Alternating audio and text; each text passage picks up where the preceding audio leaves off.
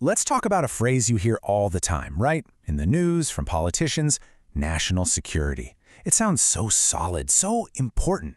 But what if I told you it's one of the most dangerously misunderstood ideas out there? Today, using the work of political scientist Barry Buzan, we're going to pull back the curtain on national security and see what's really going on. All right, so first things first. Before we can get into the problem, we've got to start with the basics. We need to get a real handle on what we're even talking about when we use the word security. So just for a second, think about it. When you hear national security, what's the first thing that pops into your head? Like, what's the image? What does it feel like? Yeah, I'm guessing it was something like this, right? Soldiers, maybe some high-tech weapons, heavily guarded borders. And hey, you're not alone. For decades, this was pretty much the only way people thought about it. Security was a military thing. The bigger your army, the safer you were. Simple as that. But here's the twist. What if that simple, military-first answer isn't just missing a piece of the puzzle? What if it's the actual root of the problem? And that brings us to the main idea for today. The concept of security is, well, profoundly underdeveloped. And here it is, the quote from Barry Buzan that really gets to the heart of it. He's basically saying that this super important idea, the one we use to justify wars and spend billions of dollars, is frankly broken. It's just too weak, too flimsy to do the job we expect it to do. So what does he mean underdeveloped? It's not that we don't say the word security enough. It's actually the opposite. We use it all the time. But because it doesn't have a clear, solid meaning, it gets twisted and pulled in every direction. It ends up being this catch-all phrase that can mean anything, which means it ends up meaning nothing at all. So how did we even get here? How did such a critical idea get so messy? Well, the story really starts with this big, historical tug-of-war over one very attractive idea: power.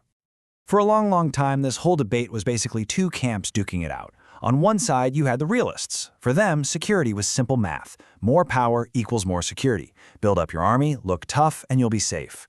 But then, on the other side, you had the idealists, and they argued the exact opposite. They said, no, that constant race for power is what makes us all unsafe.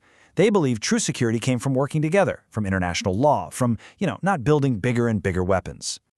And this fight, it wasn't just some boring debate in a university somewhere. It created a very real, very dangerous cycle. A trap that, honestly, countries are still falling into today. And that trap has a name: the security dilemma. Let's just walk through it real quick. So Nation A decides it needs to beef up its defenses to feel a little safer. Totally reasonable, right? But its neighbor, Nation B, doesn't see defense, it sees a threat. It sees weapons pointed its way. So what does Nation B do? It builds up its military. And the result? Now both countries have spent a fortune, they're both bristling with weapons, and, here's the crazy part, they both feel less secure than they did when they started. It's this self-defeating spiral, and it's all because of that narrow, military-first view of what security is.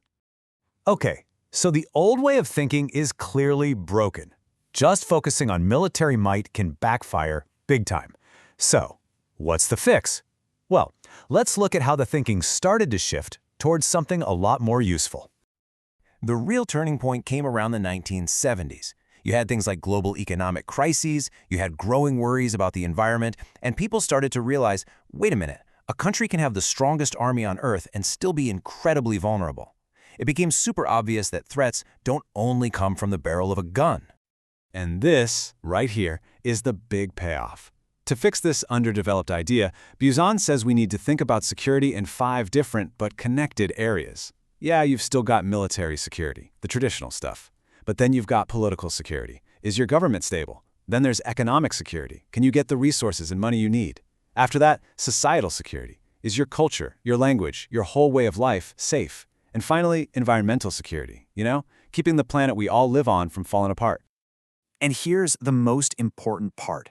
You can't just pick and choose. These aren't separate boxes. They're all woven together into this complex web. Think about it. A threat to environmental security, like a massive drought, can become an economic disaster, which can then cause huge political instability. See? It all connects. So, where does that leave us? We've gone from this simple, kind of broken idea to a much more complex, 5-part way of looking at things.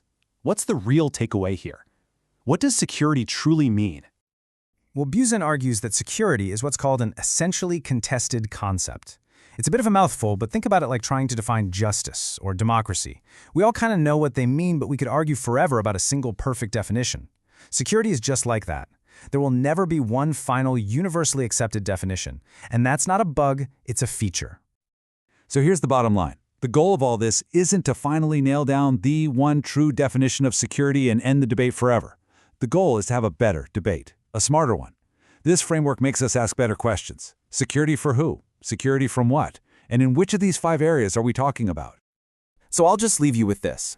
Now that you have this new lens, this idea that security is way, way more than just tanks and spies, how does that change the way you see the world? The next time you hear a politician say they're protecting national security, you can ask, okay, but which of the 5 kinds are you actually talking about? And you know what? That simple question changes absolutely everything.